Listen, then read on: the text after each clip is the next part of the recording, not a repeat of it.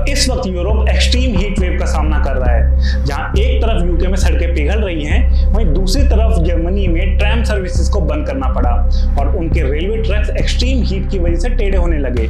मगर यहाँ पे एक सवाल उठता है, अगर यूरोप इतनी गर्मी नहीं झेल पा रहा है तो कैसे इंडिया के हाईवेज 45 डिग्री सेल्सियस की गर्मी पर या फिर 60 डिग्री सेल्सियस के रोड सरफेस टेम्परेचर पर आसानी से चलते रहते हैं?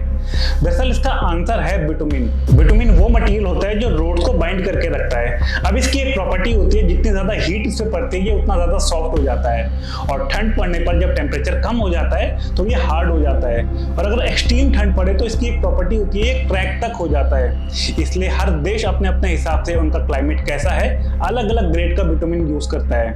अब इंडिया में जो हाईवेज बनते हैं उनको शुरू से ही एक्सट्रीम हीट को ध्यान में रखकर डिजाइन किया जाता है। NHAI के गाइडलाइंस के मुताबिक सड़क बनाने के लिए VG30 या VG40 ग्रेड बिटुमिन का यूज किया जाता है, जो 60 डिग्री सेल्सियस के पेमेंट टेम्परेचर में भी अपनी स्ट्रेंथ को बनाए रखते हैं और डिफॉर्म नहीं होते हैं। इसके अलावा जो प्रीमियम एक्सप्रेसवेज बनते हैं उनमें पॉलीमर मॉडिफाइड बिटुमिन या फिर क्रम रबर मॉडिफाइड बिटुमिन का यूज किया जाता है।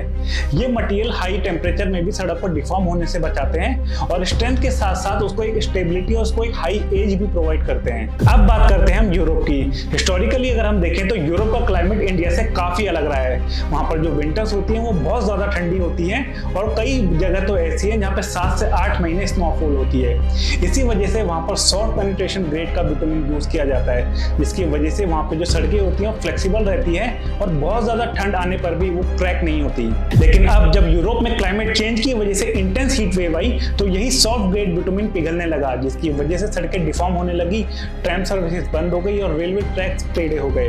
और इसीलिए इंडिया की रोड चाहे 45 डिग्री सेल्सियस हो या 50 डिग्री सेल्सियस के सरफेस टेम्परेचर पे भी टिकी रहती है, क्योंकि जो यहाँ का इंफ्रास्ट्रक्चर है वो एक्सट्रीम हीट को झेलने के लिए इंजीनियर किया गया है। वहीं यूरोप का इंफ्रास्ट्रक्चर कई दशकों तक ठंडे क्लाइमेट को झेलने के लिए बनाया गया था और जब आज क्लाइमेट चेंज हुआ, इंटेंस हीट वेव आई, तो इसकी कंसिक्वेंसेस की वजह से हमें ये सब चीजें यूरोप में देखने को मिल रही हैं।